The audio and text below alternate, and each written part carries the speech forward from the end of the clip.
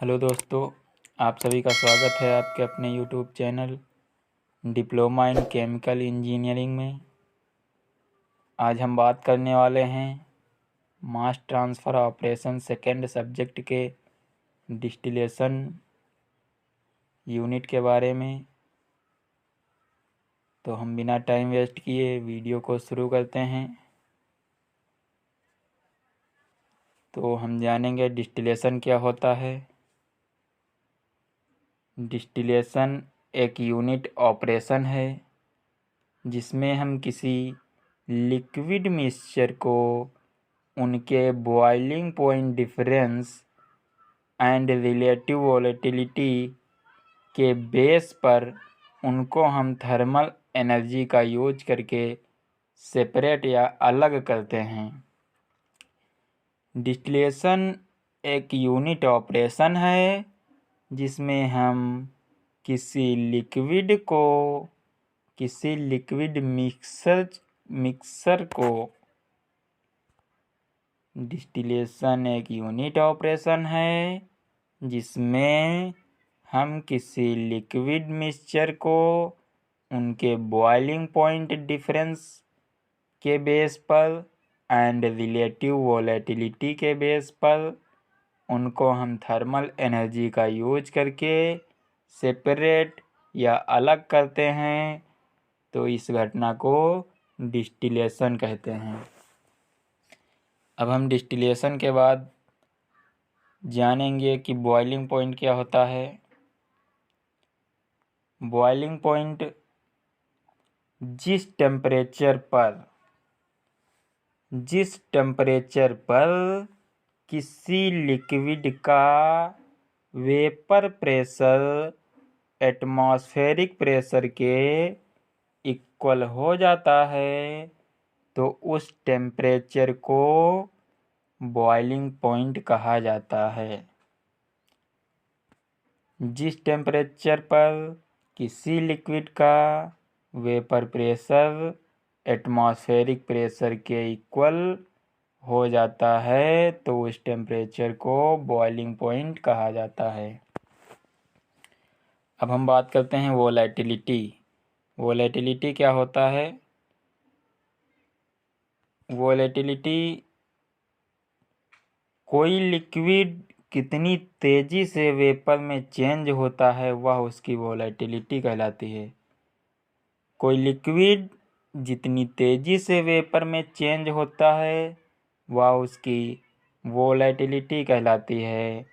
Volatility के आधार पर material को दो भागों में डिवाइड किया गया है।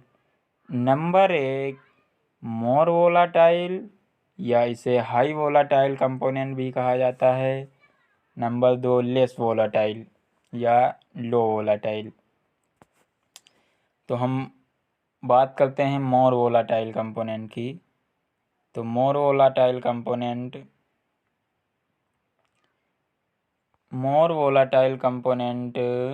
जिस कंपोनेंट का बॉइलिंग पॉइंट कम होता है,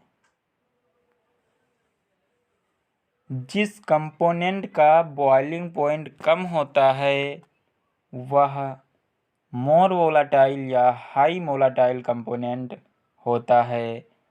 मोर वोलाटाइल कंपोनेंट का वेपर प्रेशर हाई होता है। मोर वोलाटाइल कंपोनेंट को लाइटर कंपोनेंट भी कहा जाता है। अब हम बात करते हैं लेस वोलाटाइल कंपोनेंट की।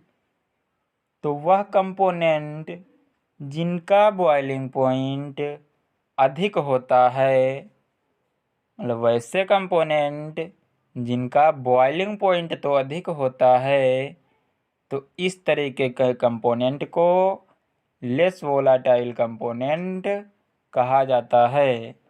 लेस वोलाटाइल कंपोनेंट का वेपर प्रेशर लो होता है। हाई या मोर वोलाटाइल कंपोनेंट का वेपर प्रेशर अधिक होता है, लेकिन लेस वोलाटाइल कंपोनेंट का वेपर प्रेशर लो होता है। मोर वोलाटाइल कंपोनेंट को लाइटर कंपोनेंट भी कहा जाता है, तो इसी तरह लेस वोलाटाइल कंपोनेंट को हैवियर कंपोनेंट भी कहा जाता है। अब हम बात करते हैं रिलेटिव वोलेटिलिटी की। तो रिलेटिव वोलेटिलिटी क्या होता है? It is the ratio of concentration of more volatile component in vapour phase two liquid phase is called relative volatility. It is the ratio of concentration of more volatile component in vapor phase to liquid phase is called volatility. इसे alpha से denote करते हैं। Note करके एक बात याद रखेंगे कि अगर यदि अल्फ़ा का मान 1 होगा, यदि अल्फ़ा इक्वल टू 1 होगा, तो हम किसी भी लिक्विड का सेपरेशन डिस्टिलेशन का यूज करके नहीं कर सकते हैं। अगर अल्फ़ा का मान 1 से ज़्यादा होगा तभी हम सेपरेशन कर सकते हैं बाय यूजिंग डिस्टिलेशन के। अल्फ़ा का मान जितना अधिक होगा उतना अच्छा डिस्टिलेशन काम करेगा हमारे सेपरेशन में। अब हम बात करते हैं टाइप्स ऑफ डिस्टिलेशन की। तो कई टाइप्स के डिस्टिलेशन होते हैं, जैसे कि हमारा फर्स्ट है सिंपल डिस्टिलेशन या डिफरेंशियल डिस्टिलेशन। सेकंड है फ्लैश डिस्टिलेशन या इक्विलिब्रियम डिस्टिलेशन। थर्ड है फ्रैक्शन डिस्टिलेशन। फोर्थ है स्टीम डिस्टिलेशन। 5 है एजियोट्रॉपिक डिस्टिलेशन। 6 नंबर है हमारा एक्सट्रैक्टिव डिस्टिलेशन।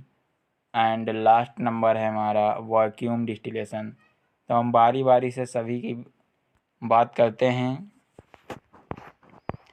तो हमारा सिंपल डिस्टिलेशन है, जो इसे डिफरेंशियल डिस्टिलेशन भी कहा जाता है।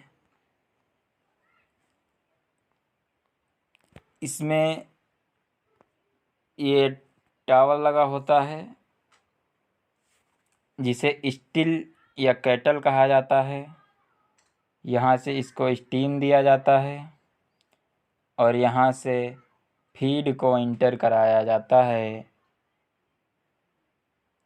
इसे स्टीम देकर हीट किया जाता है।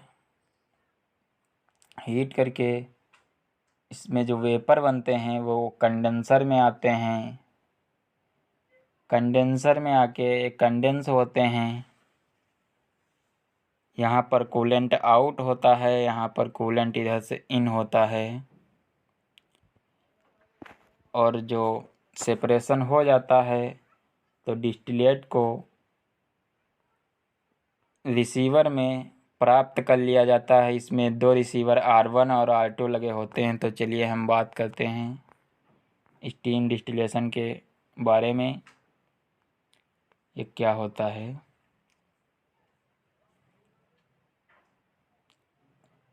स्टीम डिस्टिलेशन, सॉरी दोस्तों, यह सिंपल डिस्टिलेशन है। सिंपल डिस्टिलेशन या डिफरेंशियल डिस्टिलेशन का यूज भी हम सॉल्यूशन, जो लिक्विड का सॉल्यूशन होता है उसके कंपोनेंट को सेपरेट करने के लिए किया जाता है। मतलब जो लिक्विड के सॉल्यूशन में जो कंपोनेंट हैं उनको हम सेपरेट करने के लिए डिफरेंशियल डिस्टिलेशन या सिंपल डिस्टिलेशन का यूज करते हैं। स्टील, हमने आपको डायग्राम में बताया था कि स्टील या केटल किसे कहते हैं। तो स्टील का यूज हीटिंग के लिए करते हैं। स्टील में हीटिंग मीडिया जैसे स्टीम को डाला जाता है। हमने डायग्राम में दिखाया था कि यहाँ से हम स्टीम को इंटर कराते हैं। नेक्स्ट पॉइंट की बात करते हैं।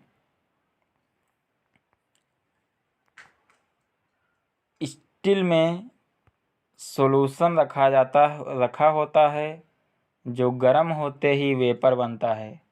हाई बॉइलिंग पॉइंट वाला कंपोनेंट स्टील में ही रहता है तथा जिस कंपोनेंट का बॉइलिंग पॉइंट कम होता है वह वेपर बनकर स्टील के ऊपर से कंडेंसर में कंडेंस हो जाता है।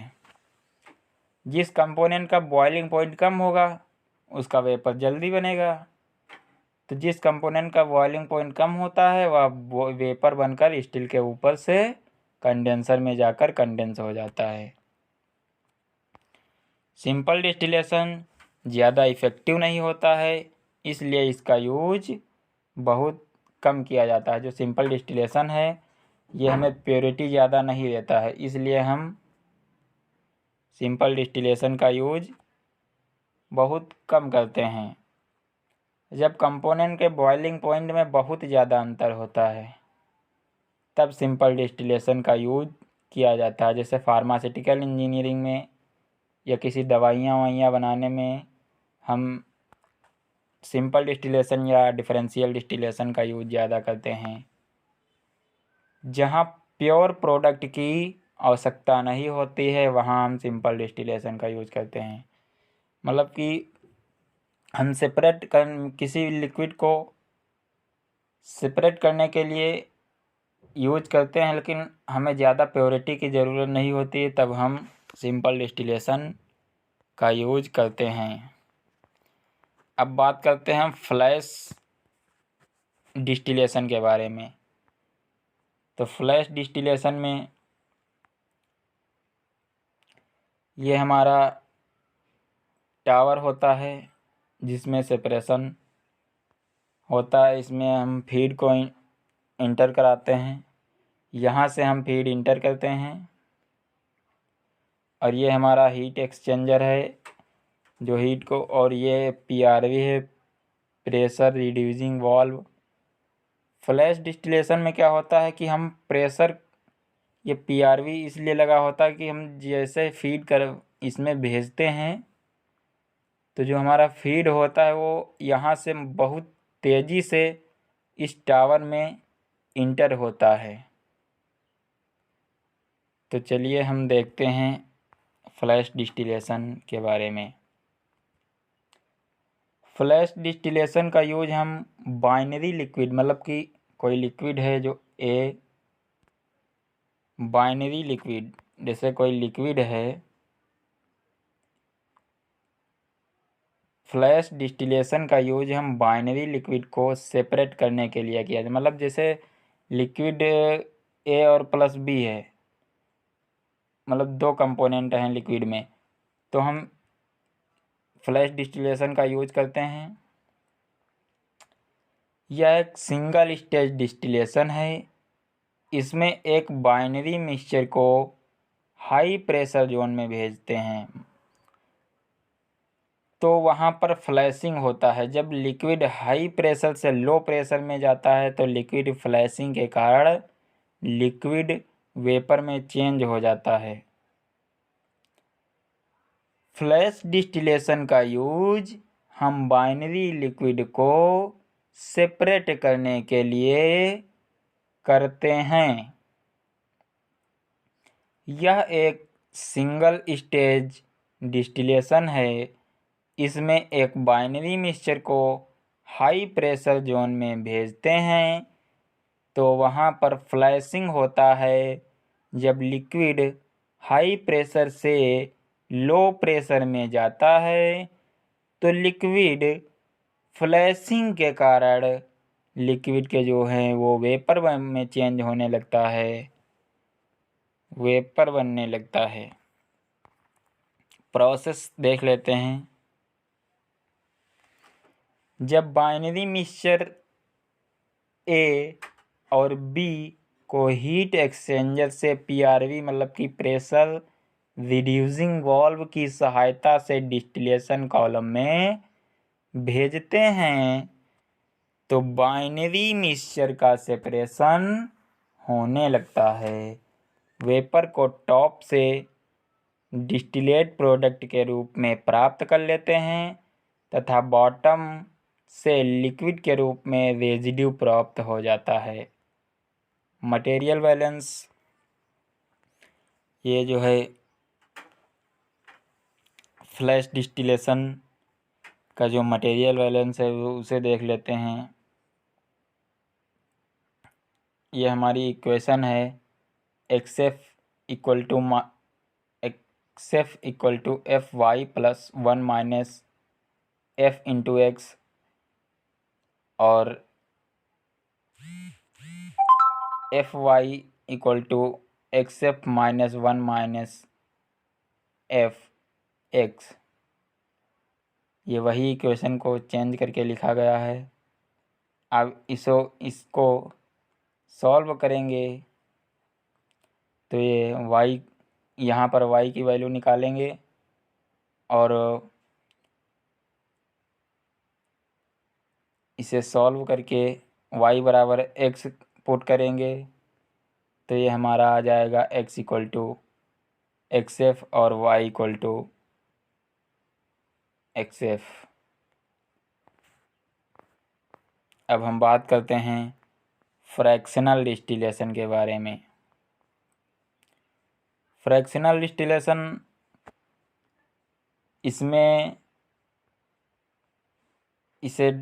ये जो कॉलम होता है डिस्टिलेशन कॉलम, इसे दो भागों में डिवाइड किया गया है। ये दो भागों में डिवाइड किया जाता है। यहाँ ऊपर वाले कॉलम को रेक्टिफाइंग कॉलम कहते हैं, नीचे वाले कॉलम को एसएस। ये यहाँ पर रिफ्लक्स लगा होता है। यहाँ री बॉयलर और ये यहाँ पर री बॉयलर लगा होता है, और ये हमारा कंडेंसर, ये कंडेंसर लगा होता है और इसे एक्यूमुलेटर कहा जाता है। जो हमारा वेपर बन के आता है वो हमें प्रोडक्ट के रूप में यहाँ पर डिस्टिलेट कर लिया जाए, यहाँ पर प्राप्त कर लिया जाता है। फ्रैक्शनल डिस्टिलेशन, फ्रैक्शनल डिस्टिलेशन जो है डिस्टिलेशन की वह प्रोसेस जिसमें किसी लिक्विड के मिक्सचर से मोर देन 2 कंपोनेंट या मल्टी कंपोनेंट को सेपरेट करते हैं बॉइलिंग पॉइंट के बेस पर, जिसे फ्रैक्शनल डिस्टिलेशन कहा जाता है। मतलब ऐसा डिस्टिलेशन जिसमें किसी लिक्विड के मिक्सचर से मोर देन 2 कंपोनेंट या मल्टी कंपोनेंट को सेपरेट करते हैं उनके बॉइलिंग पॉइंट के बेस पे, जिसे फ्रैक्शन डिस्टिलेशन कहा जाता है। रेक्टिफिकेशन प्रोसेस में रेक्टिफाइंग सेक्शन आपको बताया था हमने। रेक्टिफिकेशन प्रोसेस में लिक्विड मिक्सचर को सिलेंड्रिकल कॉलम में सेपरेट किया जाता है। यह 2 सेक्शन में बटा रहता है, जिन्हें रेक्टिफाइंग एंड स्ट्रिपिंग सेक्शन। जो ऊपर का कॉलम होता है उसे हम रेक्टिफाइंग कॉलम सेक्शन, और जो नीचे का कॉलम होता है उसे स्ट्रिपिंग सेक्शन कहते हैं। इसे हम थोड़ा डायग्राम में समझ लेते हैं। ये हमारा कॉलम है, सिलेंड्रिकल कॉलम है। यहाँ से जो फीड दिया जाता है, इस फीड के जो फीड प्लेट है, इस फीड प्लेट के ऊपर के कॉलम को हम रेक्टिफाइंग कॉलम कहते हैं, रेक्टिफाइंग कॉलम कहते हैं। और जो फीड प्लेट के नीचे का कॉलम ये हमारा है, इसे हम स्ट्रिपिंग कॉलम या एसएस, स्ट्रिपिंग सेक्शन कहते हैं। जो स्ट्रिपिंग सेक्शन का शॉर्ट नेम एसएस के नाम से भी जानते हैं। यह 2 सेक्शन में बटा रहता है, जिन्हें हम रेक्टिफाइंग एंड स्ट्रिपिंग सेक्शन कहते हैं। रेक्टिफाइंग सेक्शन में वेपर को वॉश करके उसमें से लेस वोलाटाइल कंपोनेंट को कॉलम में, जो रेक्टिफाइंग सिस्टम है, रेक्टिफाइंग एंड स्ट्रिपिंग सेक्शन कहते हैं। रेक्टिफाइंग सेक्शन में वेपर को वॉश करके उसमें से लेस वोलाटाइल कंपोनेंट को कॉलम में रिफ्लक्स के द्वारा रिटर्न करते हैं। नीचे वाले भाग जिसे स्ट्रैपिंग सेक्शन कहते हैं।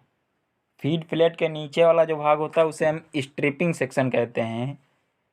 नीचे वाले भाग जिसे स्ट्रैपिंग सेक्शन कहते हैं, स्ट्रैपिंग सेक्शन में लिक्विड मिक्सचर को हीट कर वेपर उत्पन्न की जाती है। यहाँ सर्वप्रथम मोर वोलाटाइल कंपोनेंट की वेपर उत्पन्न होती है। सेपरेशन मेथड में कंडेंस्ड लिक्विड को सेपरेटर में हीट किया जाता है जिससे वेपर बनती हैं। वेपर को कंडेंस करके वेपर को एक प्रोडक्ट के रूप में प्राप्त कर लिया जाता है। इस मेथड को रेक्टिफिकेशन डिस्टिलेशन कहते हैं। अब हम बात करते हैं स्टीम डिस्टिलेशन के बारे में। स्टीम डिस्टिलेशन को हिंदी में अगर जानना चाहें तो डिस्टिलेशन को आसवन कहते हैं। स्टीम का मतलब होता है भाप या भाप आसवन भी कह सकते हैं। स्टीम डिस्टिलेशन इस प्रोसेस द्वारा ऐसे कार्बनिक पदार्थों को सेपरेट किया जाता है। जो स्टीम डिस्टिलेशन है इसका यूज करके हम ऐसे मटेरियल को या ऐसे मिक्सचर को सेपरेट करते हैं।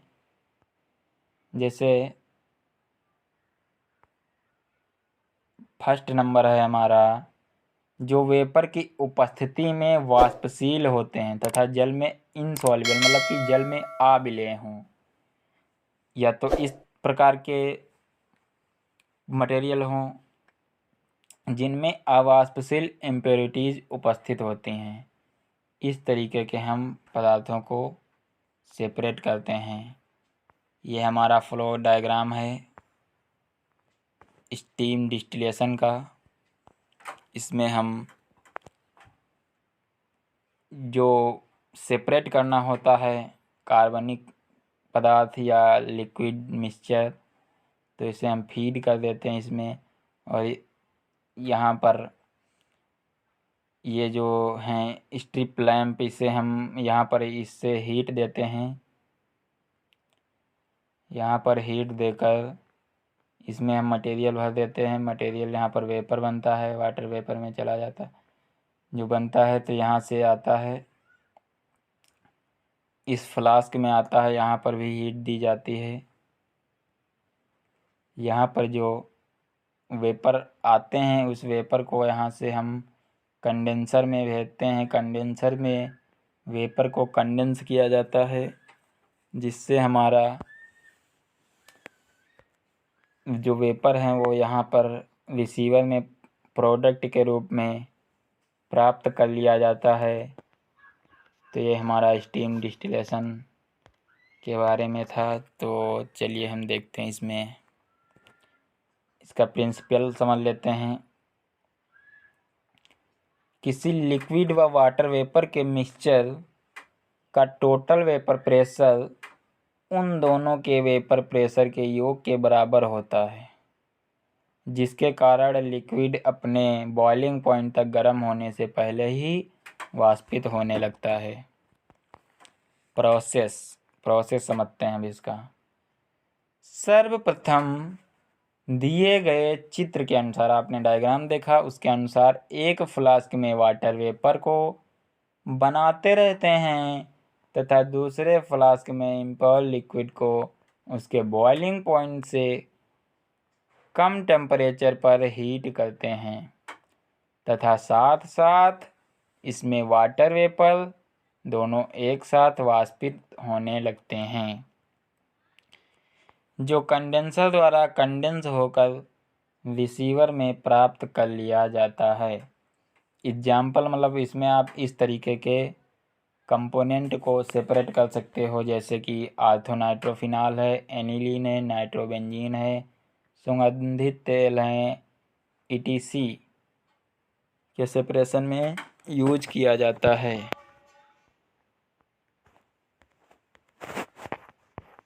Azeotropic distillation. बात करते हैं हम एजियोट्रॉपिक डिस्टिलेशन के बारे में।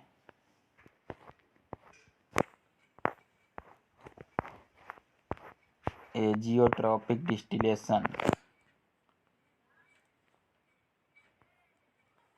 ये एक स्पेशल डिस्टिलेशन केस होता है। इसमें हम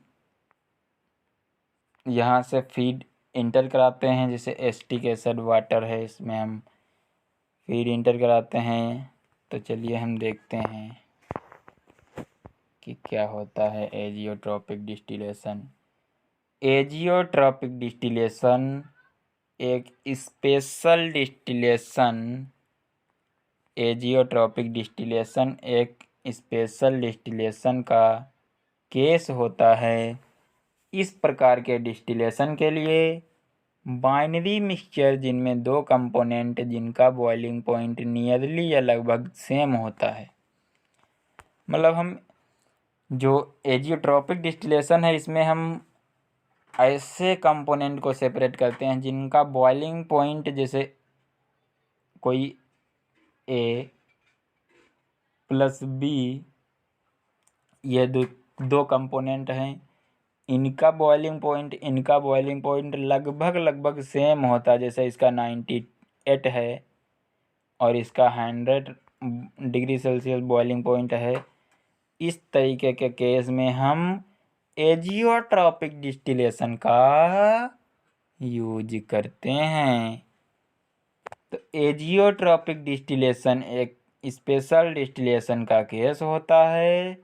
इस प्रकार के डिस्टिलेशन के लिए बाइनरी मिक्सचर जिनमें दो कंपोनेंट जिनका बॉइलिंग पॉइंट नियरली या लगभग सेम होता है, जिसका सेपरेशन नॉर्मल फ्रैक्शन डिस्टिलेशन से नहीं किया जा सकता है, इसके लिए हम एजियोट्रॉपिक डिस्टिलेशन का यूज करते हैं।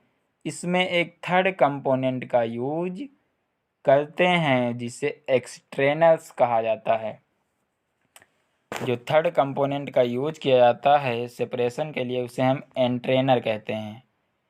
एजियोट्रॉपिक डिस्टिलेशन में जो एंट्रेनर होता है वह किसी एक साथ कंपोनेंट के साथ जुड़कर एक हाई वोलाटाइल कंपोनेंट का निर्माण करता है। कंपोनेंट को यूज करने से इनके बॉइलिंग पॉइंट में डिफरेंस हो जाता है, जिसे हम इजीली सेपरेट कर लेते हैं। पुनः एंट्रेनर को इजीली सेपरेट कर लेते हैं। जो हमारा मिक्सचर है उसे सेपरेट होने के बाद एंट्रेनर को हम पुनः सेपरेट कर लेते हैं। अब बात करते हैं एक्सट्रैक्टिव डिस्टिलेशन के बारे में। एक्सट्रैक्टिव डिस्टिलेशन जो एजियोट्रॉपिक डिस्टिलेशन है इसी से रिलेटेड है। चलिए हम बात करते हैं एक्सट्रैक्टिव डिस्टिलेशन के बारे में।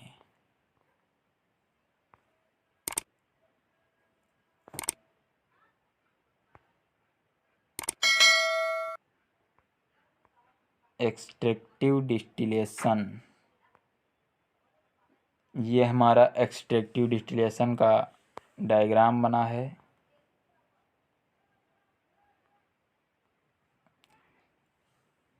एक्सट्रैक्टिव डिस्टिलेशन में बाइनरी मिक्सचर में एक थर्ड कंपोनेंट ऐड करते हैं तो मिक्सचर की रिलेटिव वोलेटिलिटी इंक्रीज हो जाती है। रिलेटिव वोलेटिलिटी हमने फर्स्ट टर्म में बताया था आपको कि इसे अल्फ़ा से डिनोट करते हैं। रिलेटिव वोलेटिलिटी इंक्रीज होने पर सेपरेशन बहुत अच्छा होगा। एक्सट्रैक्टिव डिस्टिलेशन में 2 टाइप के वेसल होते हैं। जो इसमें वेसल लगे हैं डायग्राम में आपको दिखाया हमने, ये 2 टाइप के होते हैं, जैसे एक्सट्रैक्टिव डिस्टिलेशन वेसल और सॉल्वेंट रिकवरी वेसल। जिस लिक्विड मिक्सचर का एक्सट्रैक्शन या सेपरेशन करना होता है तो उसे एक्सट्रैक्टिव डिस्टिलेशन में फीड कर देते हैं और इसी वेसल में एक ऐसा सॉल्वेंट फीड करते हैं जिसकी सॉल्बिलिटी कंपोनेंट बी के साथ मैक्सिमम है। अगर सॉल्वेंट को फीड के साथ फीड करते हैं तो कंपोनेंट बी के साथ एक एजियोट्रॉप फॉर्म करता है या मैक्सिमम मिजिबल हो जाता है। फिर वह नीचे आने लगता है तथा कंपोनेंट ए को हीट की सहायता से ऊपर की ओर से सेपरेशन कर लेते हैं जो सॉल्वेंट बी के साथ एजियोट्रॉप बनाता है और वह नीचे से बाहर निकल जाता है।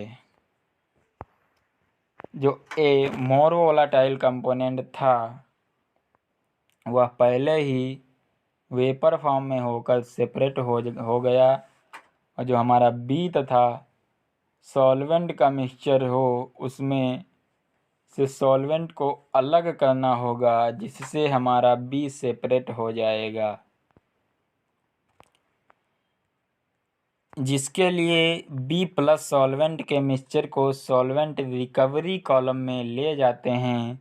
यह एक सिंपल डिस्टिलेशन कॉलम है। इसमें से जो बी मोर वोलाटाइल कंपोनेंट हैं वह ऊपर से वेपर फॉर्म में निकल जाता है तथा सॉल्वेंट लेस वोलाटाइल कंपोनेंट होने के कारण नीचे से निकालकर रीसाइक्लिंग के लिए भेज दिया जाता है। एक्सट्रैक्टिव डिस्टिलेशन का मेन मोटो सेपरेशन करना ही होता है। अब हम बात करते हैं डिफरेंस के बारे में। हमने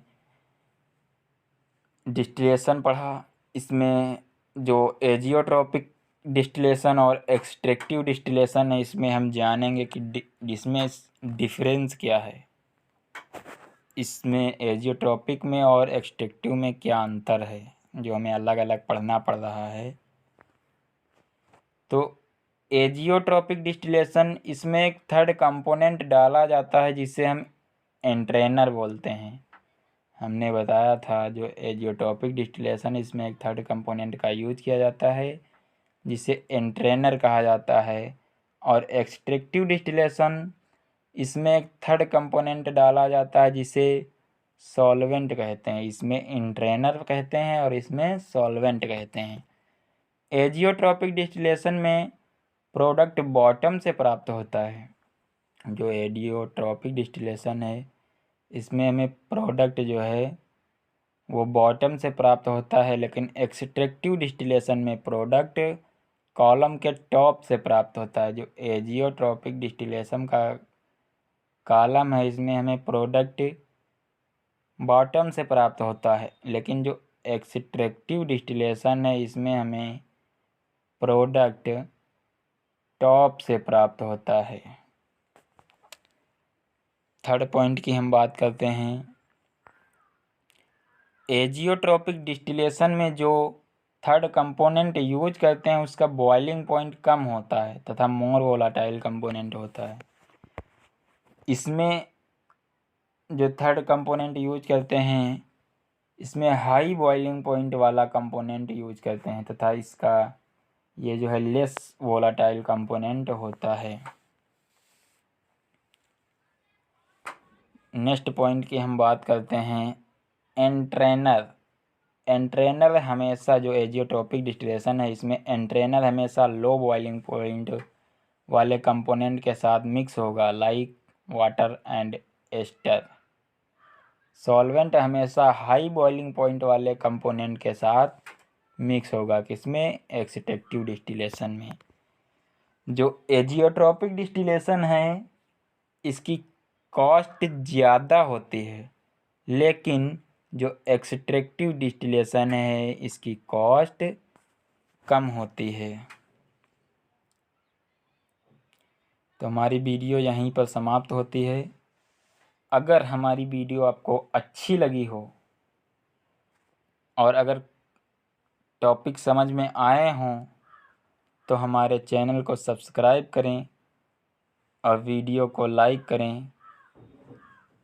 मिलते हैं नेक्स्ट वीडियो में, तब तक के लिए जय हिंद, जय भारत।